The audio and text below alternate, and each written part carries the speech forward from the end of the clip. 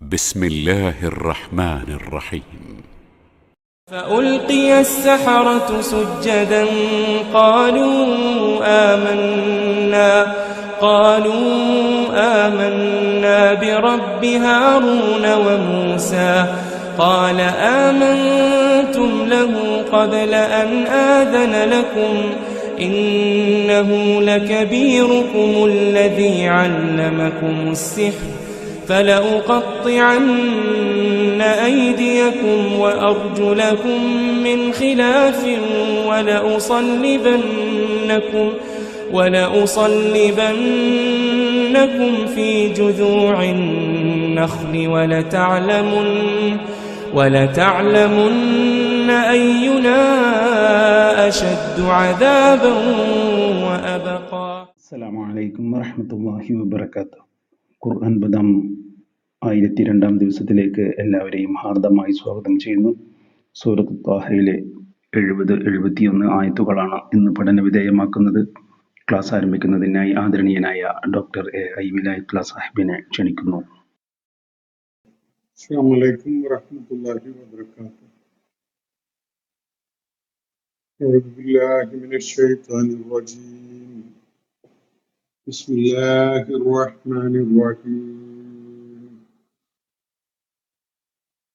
فألقي السحرة سجدا قالوا آمنا برب هارون وموسى قال آمنتم له قبل أن آذن لكم إنه لكبيركم الذي علمكم السحر فلأقطعن أيديكم وأرجلكم من خلاف ولأصلبنكم في جذوع النخل ولتعلمن أينا أشد عذابا وأبقى. صدق الله العلي العظيم. സൂറത്ത് ത്വാഹയിലെ 70-71 ആയത്തുകളാണ് ഞാൻ നിങ്ങളെ കേൾപ്പിച്ചിട്ടുള്ളത്. ഫിറഔന്റെ സാഹിറുകളും മൂസ അലൈഹിസ്സലാമും തമ്മിലുള്ള മത്സരമാണ് നടന്നുകൊണ്ടിരിക്കുന്നത്. ആ മത്സരത്തെ തുടർന്ന് എന്താണ് സംഭവിച്ചത് എന്നത് വ്യക്തമാക്കുന്ന 2 ആയത്തുകളാണ് നമ്മൾ ഇന്ന് പഠന വിധേയമാക്കുന്നത്. ഇന്നലെ നമ്മൾ വായിച്ച ഭാഗത്ത് സാഹിറുകൾ അവരുടെ കയ്യിലുണ്ടായിരുന്ന വടികളും കയറുകളും ഒക്കെ തറയിലിട്ട് അവ പാമ്പായി ഇഴഞ്ഞു നടക്കാൻ തുടങ്ങിയ കാര്യവും അതിനെ തുടർന്ന് മൂസ അലൈഹിസ്സലാം അള്ളാഹുവിന്റെ നിർദ്ദേശപ്രകാരം തന്റെ വലതു കൈയിലുണ്ടായിരുന്ന വടി തറയിലിടുകയും അതൊരു അത്യുഗ്രൻ സർപ്പമായി ഇഴഞ്ഞു വന്ന് നേരത്തെ സാഹിറുകളുടെ കയറുകളും വടികളും ഒക്കെ തറയിലിട്ട് പാമ്പായി ഇഴഞ്ഞു നടന്നിരുന്ന അവയൊക്കെ വിഴുങ്ങിക്കളഞ്ഞു, അല്ലെങ്കിൽ അവയൊക്കെ നിഷ്പ്രഭമാക്കി കളഞ്ഞു എന്നാണ് ഇന്നലെ നമ്മൾ വായിച്ച ഭാഗത്ത് വിവരിക്കപ്പെടുകയുണ്ടായത്. അതിന്റെ 2 സാധ്യത ഞാൻ സൂചിപ്പിക്കുകയുണ്ടായി. മൂസ അലൈഹി ഇസ്ലാം വടി തറയിലിട്ട് വലിയ സർപ്പമായി മാറിയപ്പോൾ ആ സർപ്പം സാഹിറുകളുടെ സർപ്പങ്ങളെ വിഴുങ്ങിക്കളഞ്ഞു എന്നാണ് ഇവിടെ ഉപയോഗിച്ചിരിക്കുന്ന വാക്കുകളുടെ കൃത്യമായ സൂചന.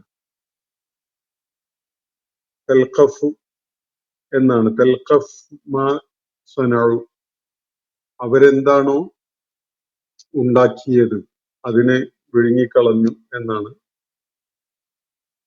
അവിടെ ഒരു പദതലത്തിൽ മനസ്സിലാക്കുമ്പോൾ ആ വാക്കുകൾ സൂചിപ്പിക്കുന്നത്.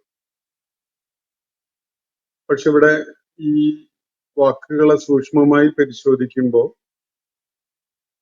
അവര് നിർമ്മിച്ചുണ്ടാക്കിയതിനെ എന്നാണ് ഇവിടെ പ്രയോഗിക്കുന്നത്. അതിനെയാണ് വിഴുങ്ങിക്കളഞ്ഞത് അല്ലെങ്കിൽ പ്രസക്തമല്ലാതാക്കിയത്. അതിനെ നിഷ്പ്രഭമാക്കിയത് എന്നൊക്കെ പറയാം. അപ്പൊ ഈ സ്വാഹിറുകളുടെ നിർമ്മിതി എന്ന് പറയുന്നത് വടിയും കയറും ഒന്നുമല്ല.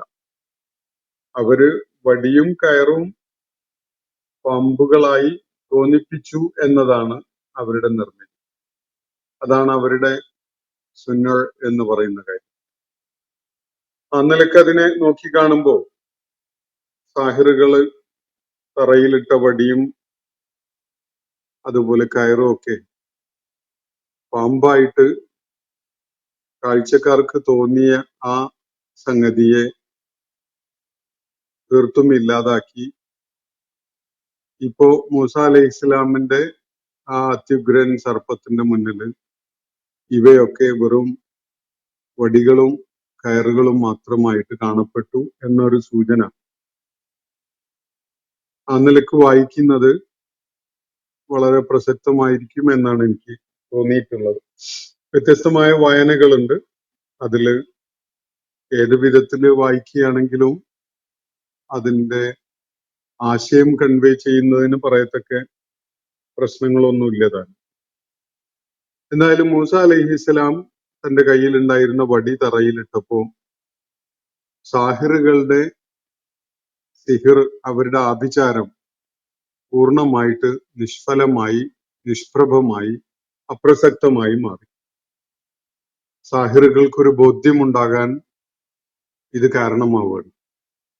അവരെ സംബന്ധിച്ചിടത്തോളം അവർ വർഷങ്ങളായിട്ട് പ്രാക്ടീസ് ചെയ്തുകൊണ്ടിരിക്കുന്ന ഒരു കാര്യമാണ് ആഭിചാരം എന്നത്.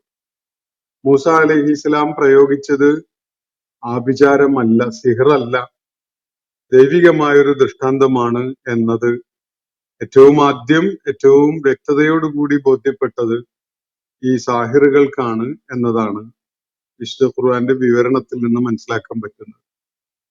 കാരണം സാഹിറുകള് ഈ ആഭിചാരക്രിയകളുടെ വലിയ വിദഗ്ധന്മാരൊക്കെയാണ്. അങ്ങനെയുള്ള അതിവൈദഗ്ധ്യമുള്ള ആളുകളെയാണ് ഫറോവയുടെ ഉദ്യോഗസ്ഥന്മാര് രാജ്യത്തിന്റെ വിവിധ ഭാഗങ്ങളിൽ നിന്നായിട്ട് കൊട്ടി അറിയിച്ച് ഇവിടെ ഒരുമിച്ച് കൂട്ടിയിട്ടുള്ളത്. അങ്ങനെ അതിവൈദഗ്ധ്യമുള്ള ഈ സാഹിറുകളുടെ, ഈ ആഭിചാരകരുടെ,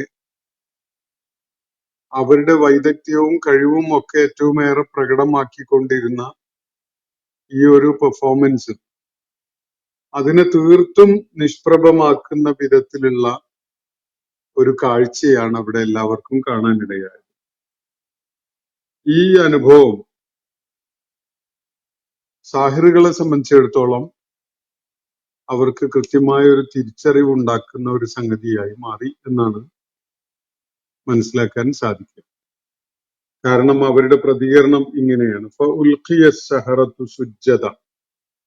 ഖുർആൻ പറയുന്നത് ഈ സാഹിറുകള് സുജൂദിൽ വീഴ്ത്തപ്പെട്ടു എന്നാണ്. എന്തോ ഒരു അതിശക്തമായ പ്രേരണ, ഒരു സമ്മർദ്ദം,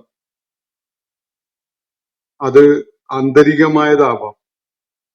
മനസ്സില്, അവരുടെ മനസ്സിലുണ്ടായി വന്ന അതിശക്തമായ ഒരു സമ്മർദ്ദം കാരണമായി അവരൊക്കെയും സാഷ്ടാംഗം നമിക്കുന്നവരായിക്കൊണ്ട് വീഴുകയാണ്. അവര് സുജൂദിൽ വീണു എന്നാണ് ഖുർആൻ ഇവിടെ പറയുന്നത്. സുജൂദ് ചെയ്യാതിരിക്കാൻ കഴിയാത്ത വിധത്തില് അവരുടെ മേൽ ഒരു ബലപ്രയോഗമുണ്ടായി. അത് ആരെങ്കിലും ബാഹ്യമായിട്ട് അവരെ ബലം പ്രയോഗിച്ച് വീഴ്ത്തിയതല്ല, മറിച്ച് ആന്തരികമായി ഉണ്ടായ ഒരു വലിയ സമ്മർദ്ദം. കാരണം അവരെ സംബന്ധിച്ചിടത്തോളം ഇത് കൃത്യമായൊരു ബോധ്യമുണ്ടാക്കിയ ഒരു കാര്യമാണ്. ഇത് മൂസ അലൈഹി ഇസ്ലാം ഇവിടെ കാണിച്ച സംഗതി സിഹ്റല്ല, തങ്ങൾ കാണിച്ചതുപോലെയുള്ള ഒരു ജാലവിദ്യയല്ല, മറിച്ച് ഇത് ദൈവിക ദൃഷ്ടാന്തം തന്നെയാണ്, ഇത് യാഥാർത്ഥ്യമാണ് എന്നത് അവർക്ക് വേഗം ബോധ്യപ്പെടുകയാണ്. ആ ബോധ്യം കാരണമായിട്ട് അവർ ആ തിരിച്ചറിവിന്റെ പിൻബലത്തിൽ സുജൂദിൽ വീഴുകയാണ്. ആരാണ് അവരെ സുജൂദിൽ വീഴ്ത്തുന്നത് എന്നത് ഇവിടെ പറയുന്നില്ല. പക്ഷെ അവര് സുജൂദിൽ വീഴ്ത്തപ്പെട്ടിരിക്കുന്നു. ഫഉൽഖിയ സഹറത്തു സുജ്ജദ. സാഹിർ എന്നതിന്റെ ബഹുവചനാണ് സെഹറത്ത് എന്നത്. ഇവിടെ രണ്ടു വിധത്തിൽ അതിന് ബഹുവചനം കാണാം. സാഹിറൂൻ എന്നൊരു ബഹുവചനമുണ്ട്, സെഹറത്ത് എന്ന ഒരു ബഹുവചനമുണ്ട്. അപ്പോ ഈ സാഹിറുകള് സുജൂദില് സാഷ്ടാംഗം നമിക്കുന്നവരായിക്കൊണ്ട് വീഴ്ത്തപ്പെട്ടു എന്നാണ് ഖുർആൻ പറയുന്നത്. അതിശക്തമായ ആന്തരിക സമ്മർദ്ദം അവരിൽ ഉണ്ടാകുന്നു. എങ്ങനെയാണ്? സത്യം തിരിച്ചറിയുമ്പോൾ ഉണ്ടാകുന്ന ഒരു ബോധ്യം. ആ ബോധ്യം മനുഷ്യനെ എത്ര അപകടകരമാണ് എന്നത് പ്രത്യക്ഷത്തിൽ എല്ലാവർക്കും തോന്നുന്ന കാര്യം പോലും അതിലേക്ക് എടുത്തു ചാടാൻ സത്യബോധ്യം ഒരാളെ പ്രേരിതനാക്കും. ചരിത്രത്തിൽ ആ വിധത്തിലുള്ള അതിവിസ്മയകരമായ സംഭവങ്ങൾ പലതും നമ്മൾ കണ്ടിട്ടുണ്ട്. തിരിച്ചറിവ്, ബോധ്യം എന്നൊക്കെ പറയുന്നത് വർഷങ്ങൾക്ക് മുമ്പ് ബാബരി മസ്ജിദ് തകർത്ത് കളയുന്നതില് കർസേവകരായി എത്തിയ ആളുകളുടെ കൂട്ടത്തിൽ ഒരാള് പള്ളി തകർന്നു, അവര് ചെയ്ത അക്രമം കാരണമായിട്ട് ബാബരി മസ്ജിദ് ഉന്മൂലനം ചെയ്യപ്പെട്ടു എന്നത് ഒരു വസ്തുതയാണ്, ചരിത്ര വസ്തുതയാണ്. എന്നാൽ ഈ മനുഷ്യൻ ഇതിനെ തുടർന്ന് തങ്ങൾ ചെയ്തിട്ടുള്ളത് ഏറ്റവും വലിയൊരു അക്രമമാണ് എന്ന് മനസ്സിലാക്കി, അതും അവരുടെ ഭാഗത്തു നിന്നുള്ള കേവലമായ ഒരു അക്രമമല്ല, പടച്ച തമ്പുരാൻ മനുഷ്യ സമൂഹത്തിനുള്ള മാർഗദർശനമായി അവതരിപ്പിച്ചിരിക്കുന്ന ദീനിന്റെ ഏറ്റവും വലിയ പ്രതീകമായി നിലകൊള്ളുന്ന ഒരു സംഗതിയെയാണ് തങ്ങള് തല്ലി തകർക്കുകയുണ്ടായത് എന്ന് മനസ്സിലാക്കിക്കൊണ്ട് അത് സത്യത്തെയാണ് പ്രതിനിധാനം ചെയ്യുന്നത് എന്ന് തിരിച്ചറിഞ്ഞുകൊണ്ട് ആ സത്യമാർഗത്തിലേക്ക് കടന്നു വരികയും തനിക്ക് പറ്റിയ ആ തെറ്റിന് പ്രായശ്ചിത്തമായിട്ട് ധാരാളം മസ്ജിദുകൾ നിർമ്മിക്കുന്നതിന് സന്നദ്ധനായി രംഗത്ത് വരികയും ചെയ്ത സംഭവങ്ങൾ നമ്മൾ മനസ്സിലാക്കിയിട്ടുള്ളതാണ്. ആളുകൾക്ക് സത്യം ബോധ്യം വരുമ്പോ അത് കൃത്യമായ ഒരു നിർണയമായി അവരുടെ മനസ്സിൽ രൂപപ്പെട്ടു വരുന്നതോടുകൂടി അവരെന്തിനും സന്നദ്ധമാകുന്നു എന്നതാണ് നമുക്ക് കാണാൻ കഴിയുന്ന, മനസ്സിലാക്കാൻ കഴിയുന്ന ഒരു വസ്തുത. നബി സല്ലല്ലാഹു അലൈഹി വസല്ലമയുടെ ആ മക്കയിലെ സമൂഹത്തിലും സകല വിധത്തിലുള്ള അപകടങ്ങളെയും ക്ഷണിച്ചു വരുത്തിക്കൊണ്ട് ഏറ്റവും വലിയ ബുദ്ധിമുട്ടുകള്, ത്യാഗം ഒക്കെ ഏറ്റുവാങ്ങേണ്ടി വരുന്ന വിധത്തില് സത്യമാർഗത്തെ ഉൽഗാൻ സന്നദ്ധരായി രംഗത്ത് വന്ന ധാരാളം ആളുകൾ ആ ഘട്ടത്തിൽ ഉണ്ടായിരുന്നു. അവര് ജീവിതത്തിന്റെ വളരെ ദുർബലമായ അവസ്ഥകളിലുള്ളവരായിരുന്നെങ്കിൽ പോലും ഈ മാർഗം സ്വീകരിക്കുന്നതോടുകൂടി അവരുടെ ജീവിതാവസ്ഥ ഏറ്റവും അപകടങ്ങൾ നിറഞ്ഞതായി മാറും എന്നത് അവർക്ക് കൃത്യമായി ബോധ്യമുണ്ടായിരുന്നെങ്കിലും അതൊന്നും അവരെ തടഞ്ഞു നിർത്തുന്നില്ല. തങ്ങൾക്ക് തിരിച്ചറിയാൻ സാധിച്ച ആ സത്യം തീർച്ചയായിട്ടും തങ്ങളത് നെഞ്ചേൽക്കും എന്ന തീരുമാനത്തിലാണ് അവര് ഉറച്ചു നിൽക്കുകയും മുന്നോട്ട് പോവുകയൊക്കെ ചെയ്യുകയുണ്ടായത്.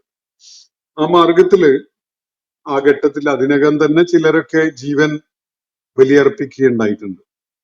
അള്ളാഹുവിന്റെ മാർഗത്തില് സത്യം ഉയർത്തിപ്പിടിക്കുന്നതിന് വേണ്ടി ജീവൻ വിലയായി നൽകേണ്ടി വന്ന ആളുകള് ആ ഘട്ടത്തില് എണ്ണത്തില് കുറവാണെങ്കിലും ഉണ്ടായിട്ടുണ്ട്.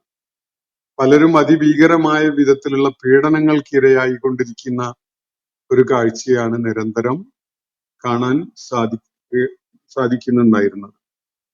ഇതാണ് മക്കയിൽ നബി സല്ലല്ലാഹു അലൈഹി വസല്ലമയുടെ മാർഗം പിൻപറ്റാൻ സന്നദ്ധരായ അനുയായികൾ നേരിട്ടുകൊണ്ടിരുന്ന അവസ്ഥ. ഇവിടെ സാഹിറുകളുടെ കാര്യമാണ് പറയുന്നത്. ഫഉൽഖിയ സഹറത്തു സുജ്ജദ. സാഹിറുകൾക്ക് കൃത്യമായി ബോധ്യമായി ഇത് ഒരു ആഭിചാരകന്റെ വേലയല്ല, ദൈവികമായ ദൃഷ്ടാന്തം തന്നെയാണ്. ആഭിചാരകന്റെ വേല നമുക്ക് പരിചയമുള്ളതാണ്, അതിങ്ങനെയല്ല. ഇതൊരിക്കലും തന്നെ മനുഷ്യനെ ഒരു ഒരു കൺകെട്ടിൽ അകപ്പെടുത്തിക്കൊണ്ട് ചില കാര്യങ്ങൾ തോന്നിപ്പിക്കുന്ന ഒരു ഏർപ്പാടല്ല, മറിച്ച് ഹക്ക് തന്നെയാണ് എന്നത് സാഹിറുകൾക്ക് ബോധ്യപ്പെടുകയാണ്. ഇതിന്റെ ഫലമായിട്ട് ഫഉൽഖിയ അസ്സഹറത്തു സുജ്ജദ, സാഹിറുകള് സാഷ്ടാംഗം നമിക്കുന്നവരായി വീഴ്ത്തപ്പെട്ടു. അവര് സുജൂദില് വീണു. സ്വയമേ വീണു എന്ന് പറയുന്നതിനേക്കാൾ അവരിൽ നിന്നുള്ള അവരുടെ ആന്തരികമായ മനസാക്ഷിയുടെ അതിശക്തമായ സമ്മർദ്ദത്തിൽ അകപ്പെട്ട അവരെല്ലാവരും സുജൂദ് നിർവഹിക്കുന്നവരായി വീഴുകയാണ്. ഖാലു, ആ സുജൂദിലേക്കുള്ള ആ വീഴ്ച അത് അവരുടെ ജീവിതത്തിലെ വളരെ നിർണായകമായ ഒരു തീരുമാനത്തിന്റെ വെളിപ്പെടുത്തൽ കൂടിയാണ്. അവര് ഉറക്കെ പറഞ്ഞത് ഇങ്ങനെയാണ്. ഖാലു, അവര് പ്രഖ്യാപിച്ചു, അമന്ന ബി റബ്ബി ഹാറൂന വ മൂസ, ഹാറൂന്റെയും മൂസായുടെയും റബ്ബില് ഞങ്ങൾ ഇതാ വിശ്വസിച്ചിരിക്കുന്നു എന്നാണ് അവർ ഉറക്കെ പ്രഖ്യാപിച്ചത്. ഏറ്റവും അപകടകരമായ ഒരു പ്രഖ്യാപനമാണ് അവര് നടത്തിയത് എന്ന കാര്യത്തിൽ ഒരു സംശയവുമില്ല. ലോകത്തെ ഏറ്റവും ഭീകരനായ ഭരണാധികാരി ഏറ്റവും കടുത്ത ക്രൂരതകള് ചെയ്യുന്നതിന് യാതൊരു സങ്കോചവുമില്ല എന്ന് ഇതിനകം തെളിയിച്ചിട്ടുള്ള സ്വേച്ഛാധിപതിയായ ഒരു ഭരണാധിപൻ തനിക്ക് ഭീഷണിയായിക്കൊണ്ട് ബനൂ ഇസ്രായേൽ സമൂഹത്തിൽ ഒരു ആൺകുഞ്ഞ് പിറവിയെടുക്കും, അവൻ വളർന്നു വന്നാൽ തനിക്ക് ഭീഷണിയാകും എന്നൊക്കെ ഏതോ ജ്യോത്സ്യന്മാർ പറഞ്ഞതിന്റെ അടിസ്ഥാനത്തില് ബനൂ ഇസ്രായേൽ സമൂഹത്തിലെ പിറവിയെടുക്കുന്ന ആൺകുഞ്ഞുങ്ങളെ മുഴുവനും കൊന്നൊടുക്കുമായിരുന്ന അത്രയും വലിയ ക്രൂരത സാധിച്ചിരുന്ന ഒരു ഭരണാധികാരി.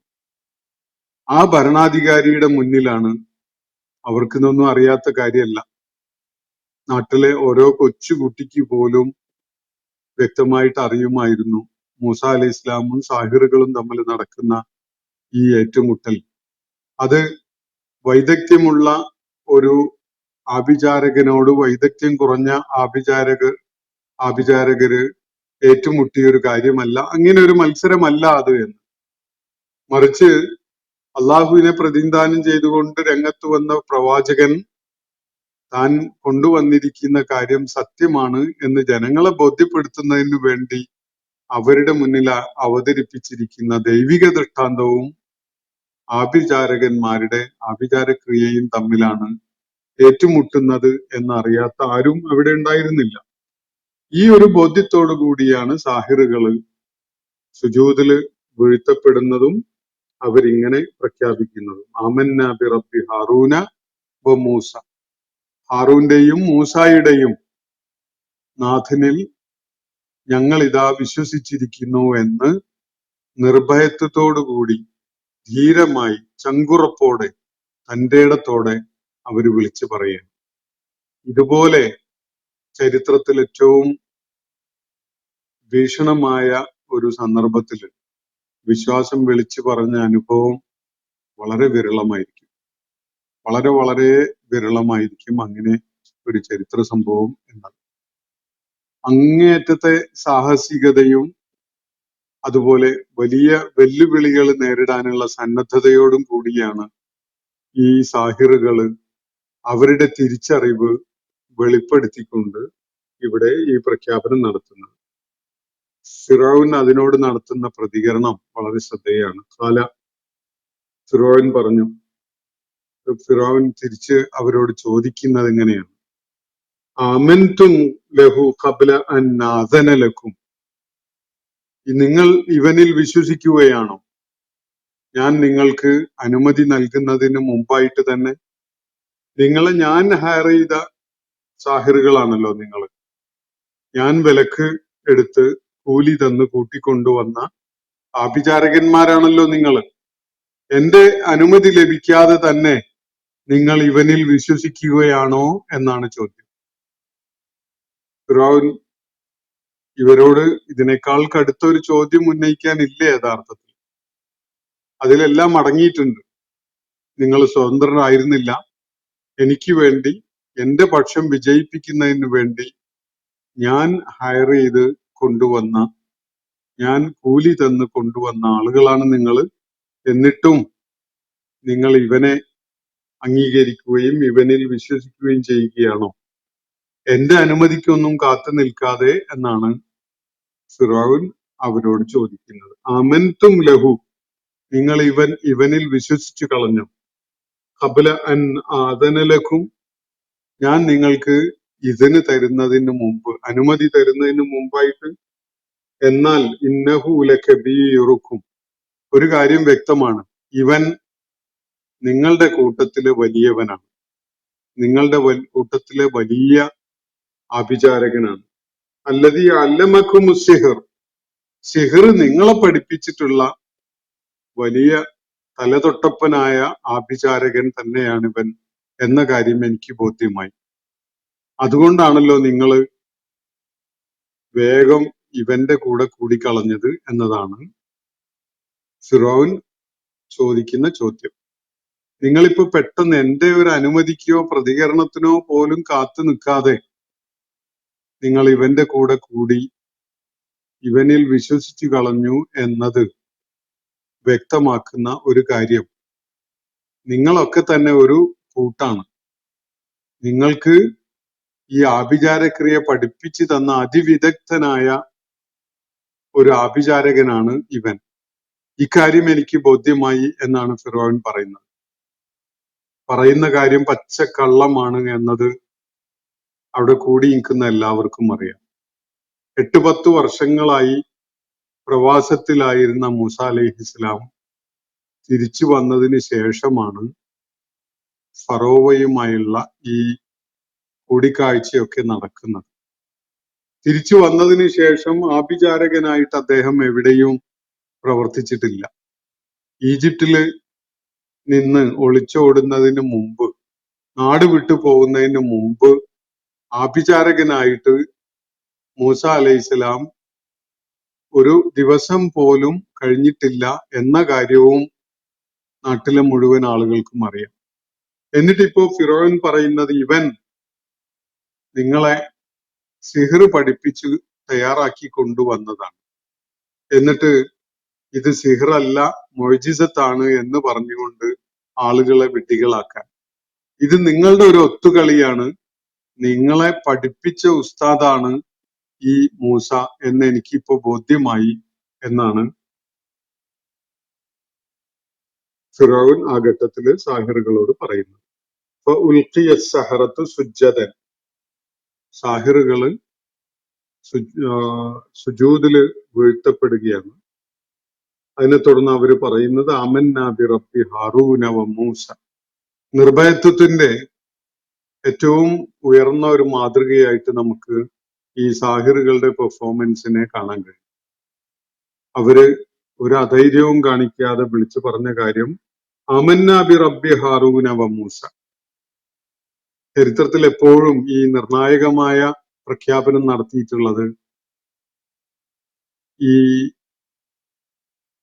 മെയിൻ സ്ട്രീമിലുള്ളവരല്ലാത്ത, ആ കാലഘട്ടത്തിലെ അധികാരികളോ ഏറ്റവും കൂടുതൽ ജനങ്ങളെ സ്വാധീനിച്ചിരുന്ന ആളുകളോ ഒന്നുമല്ലാത്ത, പല കാരണങ്ങളാലും അവശതകളും ദുർബലതകളും പേറുന്നവരായിരിക്കും എന്നതാണ് പ്രവാചകന്മാരുടെ ഉടനീളമുള്ള അനുഭവം വെളിപ്പെടുത്തുന്ന കാര്യം. ഇവിടെയും സാഹിറുകളുടെ ഈ പ്രഖ്യാപനം എന്നത് അവരുടെ കൃത്യമായ ബോധ്യത്തിന്റെ അടിസ്ഥാനത്തിലാണ്. നാട്ടിലെ ഏറ്റവും ബുദ്ധിപരമായി മുന്നിട്ട് നിൽക്കുന്ന ആളോ അറിയപ്പെടുന്ന നേതാവോ അല്ലെങ്കിൽ ജനങ്ങളെ ഏറ്റവും ഏറെ സ്വാധീനിക്കുന്ന തരം ആളുകളോ ഒന്നുമല്ല. പക്ഷെ ഈ ആളുകൾക്ക് കൃത്യമായി ബോധ്യമുണ്ടാകുന്നുണ്ട് എപ്പോഴും പ്രവാചകന്മാരുടെ ദൗത്യം അല്ലെങ്കിൽ ആ പാതയിൽ ഇറങ്ങിത്തിരിച്ച ആളുകളുടെ ദൗത്യം വിജയത്തിലേക്ക് എത്തുന്നതിനുള്ള തുടക്കമിടുന്നത് ഇതുപോലെ സാധാരണരിൽ സാധാരണരായ ചില ആളുകളുടെ മനോദാർഢ്യതയോടുകൂടിയുള്ള പ്രഖ്യാപനം കൊണ്ടാണ്. അതാണ് മാറ്റങ്ങൾക്ക് തുടക്കമിടുന്നത് എന്നത് നമുക്ക് കാണാൻ കഴിയും. പലപ്പോഴും വളരെ വെല്ലുവിളികൾ നിറഞ്ഞ ത്യാഗം ആവശ്യമുള്ള സാമൂഹ്യ പ്രസ്ഥാനങ്ങളോ കൂട്ടായ്മയോ അതുപോലെ സമര പരിശ്രമങ്ങളോ ഒക്കെ ഉണ്ടായി വരുമ്പോ അതിന്റെ മുന്നണിയിൽ വന്നു ചേരുക ഇത്തരം ആളുകളായിരിക്കും. അവരാണ് ആ സത്യത്തിന് അല്ലെങ്കിൽ സത്യം ഉദ്ഘോഷിക്കുന്ന മുന്നേറ്റത്തിന് കരുത്ത് പകരുന്നവരായിക്കൊണ്ട് രംഗത്ത് വരിക എന്നതാണ് ഒരു ചരിത്ര വസ്തുത. ഈ ആളുകള് വളരെ മനോദാർഢ്യത്തോടു കൂടി എടുത്തൊരു തീരുമാനമാണ് ഈ പ്രഖ്യാപനം. അപ്പൊ ഇതിനോട് പ്രതികരിച്ചുകൊണ്ട് ഫിറോൻ ചോദിച്ച കാര്യം ഞാൻ നിങ്ങളെ കേൾപ്പിക്കുകയുണ്ടായി. ആമൻതും ലഹു ഖബ്ല അൻ ആദന ലക്കും, എന്റെ അനുമതിക്ക് പോലും കാത്തു നിൽക്കാതെ നിങ്ങൾ ഇവനിൽ വിശ്വസിക്കുകയായിരുന്നോ എന്നാണ് ഫിറോവിന്റെ ചോദ്യം. അങ്ങനെയാണെങ്കിൽ എന്റെ ധാരണ, ഞാൻ മനസ്സിലാക്കുന്നത് ഇങ്ങനെയാണ്, അല്ലെങ്കിൽ കാര്യങ്ങൾക്ക് ഞാൻ നൽകുന്ന വ്യാഖ്യാനം ഇങ്ങനെയാണ് എന്നാണ് തുടർന്ന് ഫിറോൻ പറയുന്നത്. ഇന്നഹു ലകബീറുക്കുമുല്ലദി അല്ലമക്കുമുസ്സിഹർ, ഇവൻ നിങ്ങളുടെ കൂട്ടത്തില് വലിയ വമ്പനാണ്, നിങ്ങളെ ആഭിചാരം പഠിപ്പിച്ച വലിയ സമർത്ഥനായ സാഹിർ. എങ്കിൽ ഇതാണ് വസ്തുത എങ്കിൽ ഫല ഉഖത്യഅന്ന ഐദിയക്കും വ അർജുലക്കും മിൻ ഖിലാഫ്, നിങ്ങൾ ഇതിന്റെ പേരിൽ വലിയ വില കൊടുക്കേണ്ടി വരും. ഞാൻ നിങ്ങളുടെ കരങ്ങളും കാലുകളും കുറുകെ ഛേദിച്ചു കളയാൻ പോവുകയാണ്. നിങ്ങളുടെ വലത് കൈയും ഇടത് കാലും, അല്ലെങ്കിൽ ഇടത് കൈയും വലത് കാലും, ഈ വിധത്തിൽ ഞാൻ നിങ്ങളുടെ ശരീരാവയവങ്ങളെ മുറിച്ചു കളഞ്ഞുകൊണ്ട് നിങ്ങളെ ശിക്ഷിക്കാൻ പോവുകയാണ്. മാത്രമല്ല വല ഉസല്ലിബന്നക്കും ഫീ ജുദൂഇൻ നഖ്ൽ, ഈത്തപ്പനത്തടിയില് ഞാൻ നിങ്ങളെ ക്രൂശിക്കുകയും ചെയ്യും.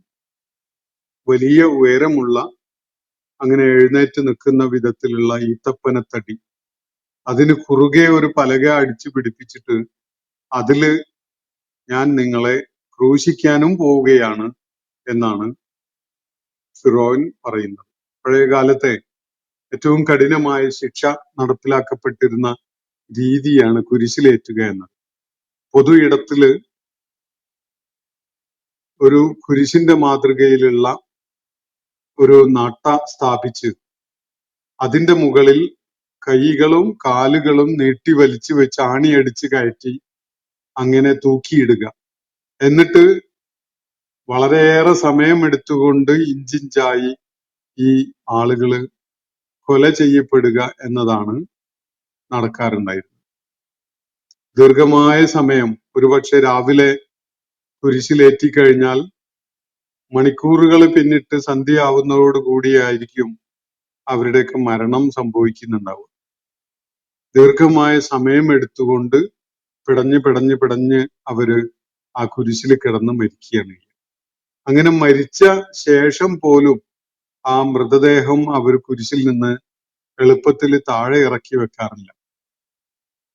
മണിക്കൂറുകളോളം അല്ലെങ്കിൽ ദിവസങ്ങളോളം ആ മൃതദേഹം കുരിശിൽ അങ്ങനെ തൂങ്ങിക്കിടക്കാൻ വിട്ടേച്ചുകൊണ്ട് അവർ പോകും. അത് പക്ഷികൾ കൊത്തി വലിക്കുകയോ മാംസം കൊത്തിയെടുക്കുകയോ ഒക്കെ ചെയ്ത് പലപ്പോഴും ചീഞ്ഞളിയാൻ വരെ കാരണമാക്കിയിട്ട് ഇത് ആളുകൾക്ക് അതികഠിനമായൊരു പാഠമാവണം എന്ന നിലക്കാണ് ആ കാലങ്ങളിൽ, പൗരാണിക കാലങ്ങളില് ഭരണാധികാരികള് ജനങ്ങളെ ഭയപ്പെടുത്തി നിർത്തിയിരുന്നത് എന്നതാണ് ചരിത്രപരമായി മനസ്സിലാക്കാൻ കഴിയുന്ന കാര്യം. ഫിറോൻ പറയുന്നത് നിങ്ങളെ കുരിശിലേറ്റും എന്ന് മാത്രമല്ല, നിങ്ങളുടെ കാലും കരവും ഛേദിച്ചു കളയും, അതും കുറുകെ ഛേദിക്കും. കൈകാലുകൾ മുറിക്കുക എന്നുള്ളത് ഒരു ഭാഗം കാലും കൈയും മുറിഞ്ഞാൽ മറ്റേ ഭാഗം ഉപയോഗപ്പെടുത്തിക്കൊണ്ട് നിൽക്കാനെങ്കിലും അല്ലെങ്കിൽ എന്തെങ്കിലുമൊക്കെ ചെയ്യാൻ സാധിച്ചെന്ന് വരും. അതിനുപോലും സാധിക്കാത്ത വിധത്തിലാണ് എതിർവശങ്ങളില് കൈകാലുകൾ മുറിച്ചു കളയും, എന്നിട്ട് കുരിശിലേറ്റുകയും ചെയ്യും എന്ന് ഫിറഔൻ ഇവിടെ ഭീഷണിപ്പെടുത്തുന്നത്. അത് ഈത്തപ്പന തടിയിലാണ് കുരിശിലേറ്റ് എന്ന് പറയുന്നത്. ഒരുപക്ഷെ അവർക്ക് എളുപ്പമുള്ള ഒരു സാധ്യത പറഞ്ഞതാവണം. ഈത്തപ്പന തടി നല്ല ഉറച്ചു നിൽക്കുന്ന ഒരു ട്രങ്കാണ്. അതിന് കുറുകെ ഒരു മരക്കഷ്ണം വെച്ച് പിടിപ്പിച്ചാല് നല്ല ഒരു കുരിശു രൂപം അതുകൊണ്ട് ഉണ്ടാക്കാൻ കഴിയും. എന്നിട്ട് ഫിറഔൻ ഒരു കാര്യം കൂടി പറയുകയാണ്, വല തഅലമുന്ന, നിങ്ങൾ അറിയുക തന്നെ ചെയ്യും, അയ്യുന അശദ്ദു അദാബൻ വ അബ്ഖ, അതികഠിനമായ നീണ്ടു നിൽക്കുന്ന ശിക്ഷ നടപ്പിലാക്കാൻ ഞങ്ങളിൽ ആർക്കാണ് സാധിക്കുക എന്നത് നിങ്ങൾ സ്വയം മനസ്സിലാക്കും, അനുഭവത്തിലൂടെ അറിയുക തന്നെ ചെയ്യും എന്നുകൂടി ഫിറഔൻ പറയുകയും. കൊന്നുകളയും, ജീവൻ എടുക്കും എന്നൊന്നുമല്ല, അതൊക്കെ വളരെ നിസ്സാരമായിട്ട് തോന്നും. ഇവിടെ ജീവൻ എടുക്കുന്നതിനേക്കാൾ 10 മടങ്ങ് ഭയപ്പെടുത്താൻ കഴിവുള്ള ഒരു പ്രക്രിയയാണ് പറയപ്പെടുന്നത്. അത് കൈകാലുകൾ കുറുകെ ഛേദിച്ചിട്ട് ഈത്തപ്പന വൃക്ഷത്തില് കുരിശിലേറ്റിക്കളയും എന്നാണ് ഇവിടെ പറയുന്നത്.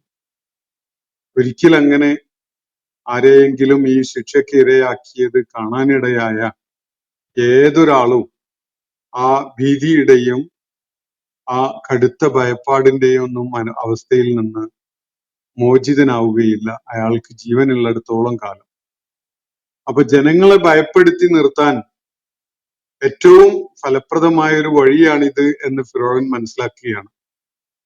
ഇവിടെ താൻ പ്രതീക്ഷിച്ചതിന് വിപരീതമായി മൂസ അലൈഹി ഇസ്ലാമിന്റെ മുഅ്ജിസത്ത്, ഈ സാഹിറുകള് പ്രകടിപ്പിച്ച അവരുടെ ആഭിചാര്യ ക്രിയകളെ നിഷ്പ്രഭമാക്കിയ ആ കാഴ്ച, അത് രാജ്യത്ത് വലിയ പ്രത്യാഘാതങ്ങൾ ഉണ്ടാക്കാൻ പോകുന്നു എന്ന ഒരു കാര്യം ബോധ്യപ്പെട്ടുകൊണ്ടുള്ള പ്രതികരണമാണ് ഫിറഔൻ നടത്തുന്നത്.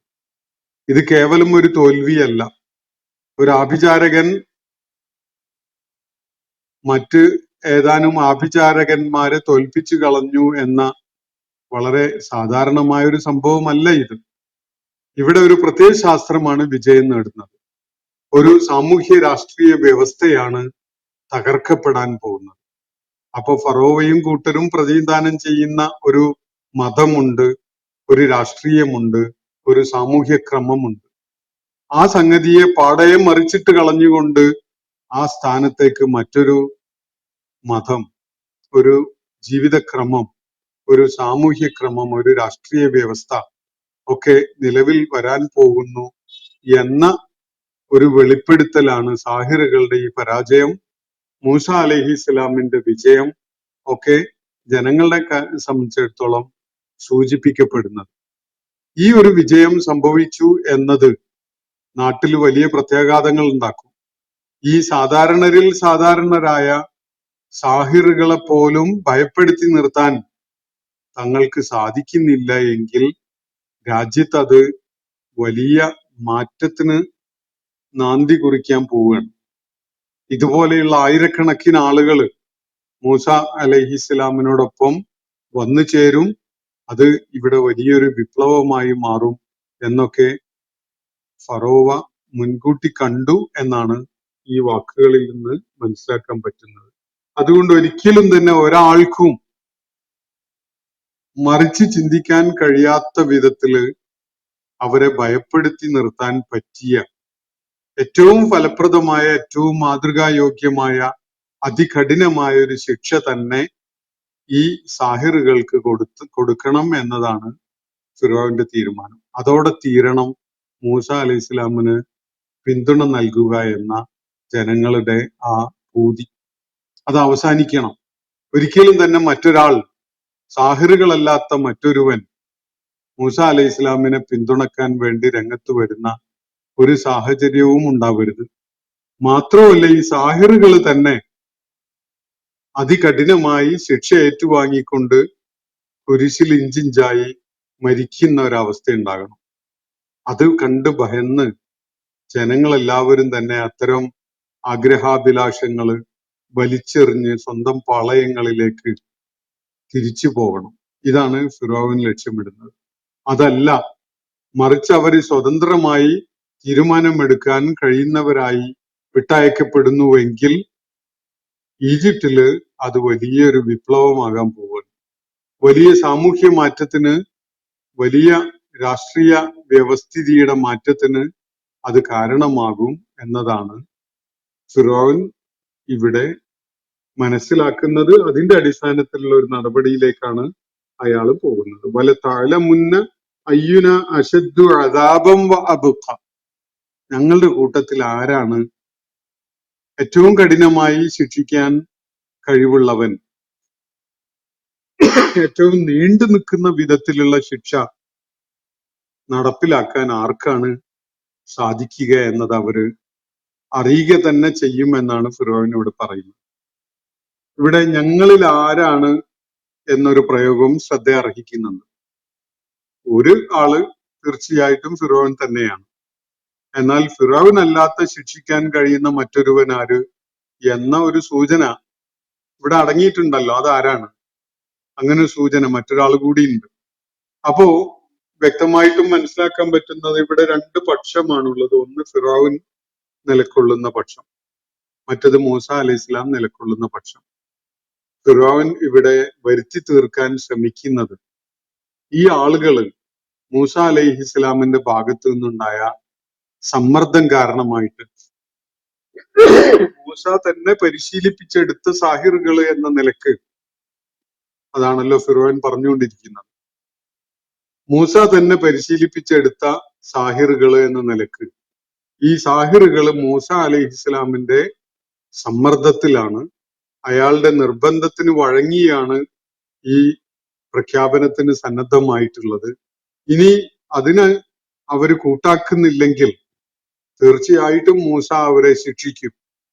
ഇപ്പുറത്ത് മൂസ അലൈഹി ഇസ്ലാമിനെ പിന്തുണച്ചുകൊണ്ട് ഇവര് നിലപാടെടുത്താൽ ഫിറോവിനും ശിക്ഷിക്കും. അപ്പൊ ഇനി നിങ്ങൾക്ക് തീരുമാനിക്കാം, ആരാണ് കഠിനമായിട്ട് ശിക്ഷിക്കുക? മൂസാക്കാണോ അതല്ല നമുക്കാണോ നിങ്ങളെ അതികഠിനമായി നീണ്ടു നിൽക്കുന്ന വിധത്തിലുള്ള ശിക്ഷയും പ്രഹരവും ഒക്കെ ഏൽപ്പിക്കാൻ സാധിക്കുക എന്നത്? അപ്പൊ അതിന്റെ അടിസ്ഥാനത്തിൽ നിങ്ങൾക്ക് തീരുമാനിക്കാം. അതികഠിനമായി അതുപോലെ ദീർഘനേരം നീണ്ടു നിൽക്കുന്ന വിധത്തിലുള്ള ശിക്ഷ നിങ്ങളെ ഏൽപ്പിക്കാൻ ആർക്കാണ് സാധിക്കുക? നമുക്കാണോ അതല്ല മൂസാക്കാണോ? നിങ്ങൾ തീർച്ചയായിട്ടും മൂസായുടെ സമ്മർദ്ദത്തിലാണ് ഇത് ചെയ്യുന്നത്, അത് നമുക്കറിയാം.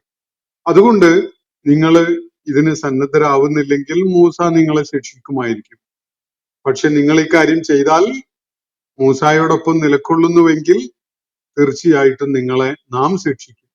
ഇനി നിങ്ങൾക്ക് തീരുമാനിക്കാം, കൂടുതൽ കടുത്ത ശിക്ഷ ആരാണ് തരുന്നത്? ഫിറോവിനാണോ അതോ മൂസയാണോ? അതിന്റെ അടിസ്ഥാനത്തിൽ തീരുമാനിക്കാമല്ലോ നിങ്ങൾക്ക്. ഞാൻ നിങ്ങൾക്ക് തരാൻ പോകുന്ന ശിക്ഷ കൈകാലുകൾ കുറുകെ ഛേദിച്ചുകൊണ്ട് നിങ്ങളെ കുരിശിലേറ്റുക എന്നതാണ്. നിങ്ങൾ അവിടെ ഇഞ്ചിഞ്ചായി അങ്ങനെ ജീവനുമായി മല്ലടിച്ചുകൊണ്ട് അതികഠിനമായ വേദന വിഴുങ്ങിക്കൊണ്ട് നിങ്ങൾ അവിടെ അങ്ങനെ കിടക്കും. അതാണോ നീണ്ടു നിൽക്കുന്നതും കഠിനവുമായ ശിക്ഷ? അതല്ല, നിങ്ങൾ ഫിറോവിന്റെ പാളയത്തിലേക്ക് തിരിച്ചു ചെല്ലുമ്പോൾ അയാൾ നിങ്ങളെ ശാസിക്കാനും ചീത്ത പറയാനും പ്രഹരിക്കാനും ഒക്കെ തുടങ്ങുന്നുവെങ്കിൽ അതാണോ വലിയ ശിക്ഷ എന്നത് നിങ്ങൾക്ക് ആലോചിക്കാവുന്നതാണ് എന്നൊരു സൂചന ഈ ആയത്തിന്റെ പദപ്രയോഗത്തിൽ അടങ്ങിയിട്ടുള്ളത് കാണാൻ കഴിയും. ഇതില് അയ്യുന എന്നുള്ള ഒരു വാക്കാണ് ഉപയോഗിച്ചിരിക്കുന്നത്. അയ്യുന അശദ്ദു അദാബൻ വ അബ്ഖ. നമ്മളിൽ ആരാണ് കൂടുതൽ ശക്തമായി ശിക്ഷ നൽകാനും അതും നീണ്ടു നിൽക്കുന്ന ശിക്ഷ നൽകാൻ കഴിയുന്നവൻ എന്ന് നിങ്ങൾ അറിയുക തന്നെ ചെയ്യും എന്നാണ് സാഹിറുകളോടായിട്ട് ഫിറഔൻ ആ സന്ദർഭത്തിൽ പറയുന്നത്.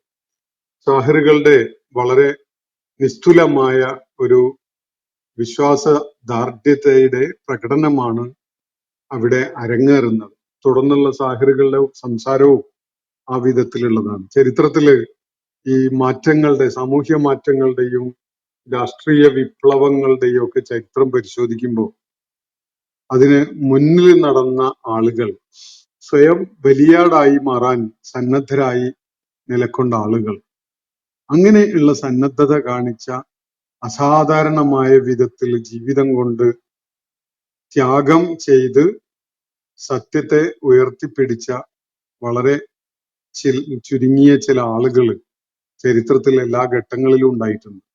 ഈ ആളുകൾ ചരിത്രത്തിന്റെ നിർമ്മാതാക്കളാണ് എന്ന് തന്നെ നമുക്ക് കണ്ടെത്താൻ സാധിക്കും. അവരാണ് ചരിത്രത്തെ സൃഷ്ടിക്കുന്നത്, ചരിത്രത്തെ എഴുതുന്നതല്ല. ചരിത്രത്തെ ജീവിച്ച് സൃഷ്ടിക്കുന്നത് അവരാണ്.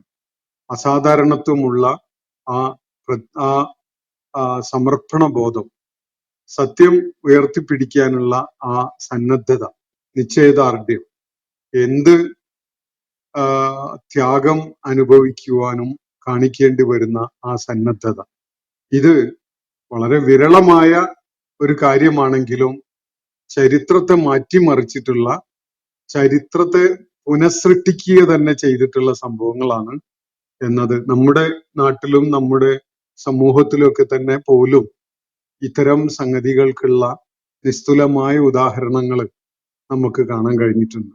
ഒരു 100 കൊല്ലങ്ങള് മുമ്പ് കേരളത്തിന്റെ, പ്രത്യേകിച്ച് മലബാറിന്റെ പശ്ചാത്തലത്തില് കാഴ്ചവെക്കപ്പെട്ട ത്യാഗസന്നദ്ധത എന്നത് നമുക്ക് പരിചയമുള്ള, ഒരുപക്ഷെ ഈ ഒരു നൂറ്റാണ്ട് പിന്നിട്ട ഘട്ടത്തില് മലബാറിലെ ജനങ്ങൾ ഏറ്റവും ഏറെ ശ്രദ്ധയോടുകൂടി അവരുടെ സ്മൃതിപഥത്തിലേക്ക് തിരികെ കൊണ്ടുവന്ന ആ ചരിത്ര കാണ്ഡം, അത് നമ്മളെ പഠിപ്പിക്കുന്നത് ആ കാര്യമാണ്. ഒരു 100 കൊല്ലം പിന്നിട്ട ഈ ഘട്ടത്തില് ചരിത്രം നമ്മളിൽ നിന്ന് സമാനമായ സമർപ്പണവും നിശ്ചയദാർഢ്യതയും വിശ്വാസദാർഢ്യതയും ഒക്കെ ആവശ്യപ്പെടുന്നുണ്ട് എന്നതും നമ്മളൊക്കെയും മനസ്സിലാക്കുകയും അറിയുകയും ചെയ്യുന്നുണ്ട്. അള്ളാഹു അവന്റെ ദീനിന്റെ സത്യം ഉയർത്തിപ്പിടിച്ചുകൊണ്ട് നിലകൊള്ളാൻ സാധിക്കുന്ന വിശ്വാസം ജീവിതത്തിന്റെ ദാർഢ്യതയിലൂടെ തെളിയിക്കാൻ കഴിയുന്ന സൗഭാഗ്യവാന്മാരിൽ നമ്മളെല്ലാവരെയും ഉൾപ്പെടുത്തുമാറാവട്ടെ. വാഖിറു ദഅ്വാന അനിൽ ഹംദുലില്ലാഹി റബ്ബിൽ ആലമീൻ. അസ്സലാമു അലൈക്കും വറഹ്മത്തുള്ളാഹി വബറകാതുഹു. ഇന്നത്തെ ഖുർആൻ പദം ഇവിടെ സമാപിക്കുന്നു. ഖുർആൻ പഠനത്തിൽ പങ്കെടുത്ത എല്ലാവർക്കും അല്ലാഹു അർഹമായ പ്രതിഫലം നൽകി അനുഗ്രഹിക്കട്ടെ. വആഖിറു ദഅ്വാനാ അനിൽ ഹംദുലില്ലാഹി റബ്ബിൽ ആലമീൻ. അസ്സലാമു അലൈക്കും വറഹ്മത്തുള്ളാഹി വബറകാതുഹു.